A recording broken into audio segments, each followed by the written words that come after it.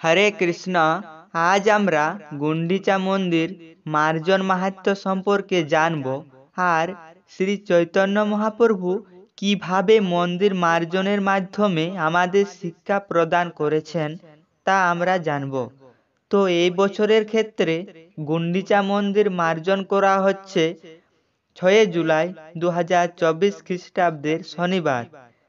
6 জুলাই শনিবারে সকালে গুন্ডিচা মন্দির মার্জন হচ্ছে এবং 7 জুলাই রথযাত্রা মহোৎসব।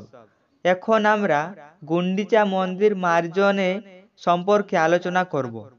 শ্রী চৈতন্য মহাপ্রভু স্বয়ং ভগবান কিন্তু ভক্ত রূপে এসেছেন।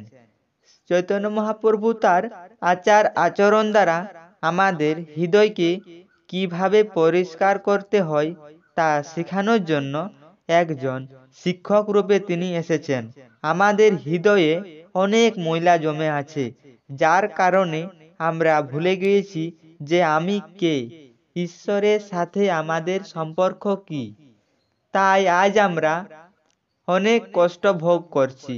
এই পৃথিবীতে শ্রী চৈতন্য মহাপ্রভু যখন জগন্নাথ পুরীতে বসবাস করছিলেন, তার আগে চৈতন্য মহাপ্রভু তার মা সচিকে বললেন যে মা, আমি খুব দুঃখিত যে আমি তোমাকে অনেক আঘাত দিয়েছি।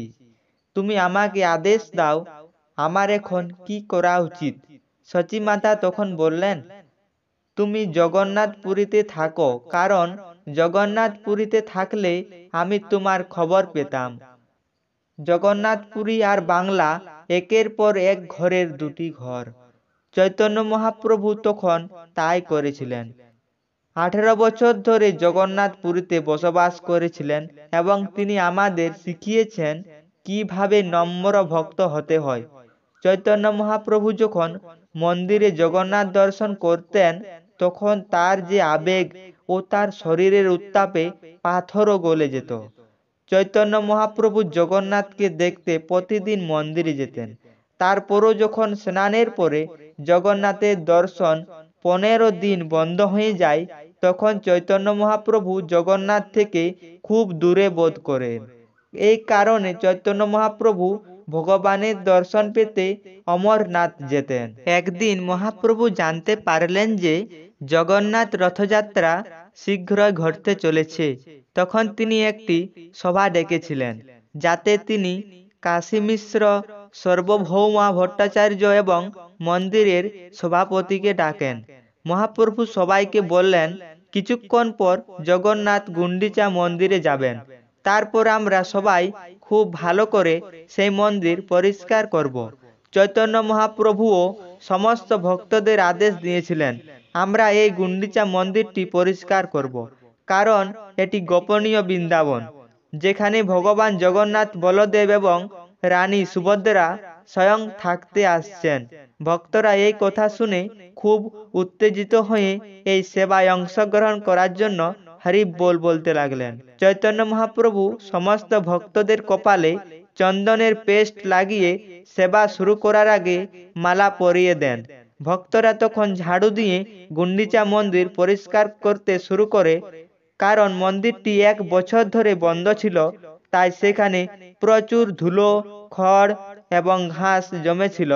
সমস্ত ভক্তেরা অত্যন্ত আনন্দের সাথে পরিবেশন করলেন এবং চৈতন্য মহাপ্রভু অত্যন্ত আবেগপ্রবণ হয়ে আচার অনুষ্ঠান করার সময় উচ্চস্বরে হরির নাম উচ্চারণ করে বলতে লাগলেন, হরে কৃষ্ণ কৃষ্ণ কৃষ্ণ হরে হরে, হরে রাম রাম রাম হরে হরে। চৈতন্য মহাপ্রভুর সোনালী তেজ তখন আরো সুন্দর দেখাচ্ছিল। যখন তিনি ধুলায় আবৃত্তি ছিলেন, চৈতন্য মহাপ্রভু মন্দির ধুয়ে চোখের জল আবেগে বেরোতে লাগলেন। চৈতন্য মহাপ্রভু যখন মন্দির পরিষ্কার করছিলেন, তখন মনে হচ্ছিল যেন তার 100টি হাত ছিল। যে সমস্ত ভক্তরা ঠিক মতো পরিষ্কার করতে পারছিলেন না, চৈতন্য মহাপ্রভু তাদের বুঝিয়েছিলেন যে তাদের ভালোভাবে সেবা করা উচিত। মহাপ্রভু ভক্তদের যারা খুব ভালোভাবে সেবা করছেন তাদের বললেন তারা যেন অন্য ভক্তদেরও শিক্ষা দেন। শ্রী চৈতন্য মহাপ্রভুকে শেখানো হয়েছিল যে তিনি একজন নেতা, কিন্তু একজন নেতার কাজ কেবল আদেশ দেওয়া নয়, তাদের আনুগত্য করাও। ভক্তরা পরিষ্কার করতে গিয়ে ধুলোর পাহাড় তৈরি হয়। শুধু মন্দির এই নয়, বাইরের প্রাঙ্গণ, বারান্দা এবং সমস্ত কক্ষ পরিষ্কার করেছিলেন মহাপ্রভু শিষ্যরা। বহু ধুলির পাহাড় তৈরির পরেও শ্রী চৈতন্য মহাপ্রভু সন্তুষ্ট হননি। তিনি সবাইকে আবার মন্দির পরিষ্কার করতে বললেন, এবং এই সময় ধূলিকণার একটিও অবশিষ্ট ছিল না। এরপরে ভক্তরা ইন্দ্রদ্যুম্ন সরোবর থেকে একটি দীর্ঘ সারি তৈরি করে। সেখান থেকে তারা জল ভর্তি হাঁড়ি নিয়ে আসে এবং প্রথমে ছাদ থেকে পরিষ্কার করা হয়। ভক্তদের কেউ স্থূল কথাবার্তা করছিল না। স্থূল আলোচনা মানে এমন কোনো বিষয় বা আলোচনা যার সাথে কৃষ্ণের কোনো সম্পর্ক নেই। শুধু স্থূল আলোচনাই নয়, অন্য কোনো বিষয়েও আলোচনা হচ্ছিল না।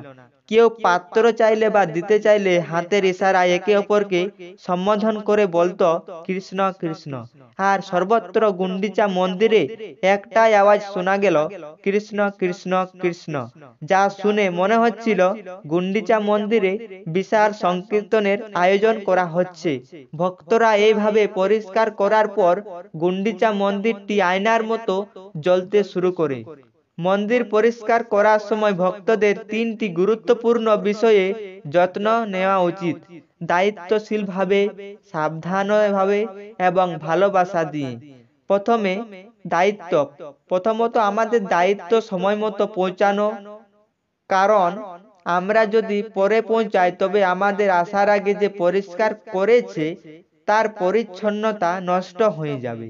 দ্বিতীয়ত আমাদের যে সেবার দায়িত্ব দেওয়া হয়েছে তা পূরণ করেই যেতে হবে। তৃতীয়ত কেবলমাত্র সেই সেবাটিই করুন যা বরাদ্দ করা হয়েছে। চৈতন্য মহাপ্রভু যখন গুন্ডিচা মন্দির পরিষ্কার করছিলেন তখন তিনি খেয়াল রাখছিলেন যে কোনো কোণে যেন কোনো ময়লা না থাকে। আজকাল মানুষের পরিচ্ছন্নতার সংজ্ঞা বদলে গেছে। ঘর পরিষ্কার করলে ছাদ নোংরা করে, ঘর পরিষ্কার করলে উঠান নোংরা রাখে। এটা পরিষ্কার পরিচ্ছন্নতার সংজ্ঞা নয়।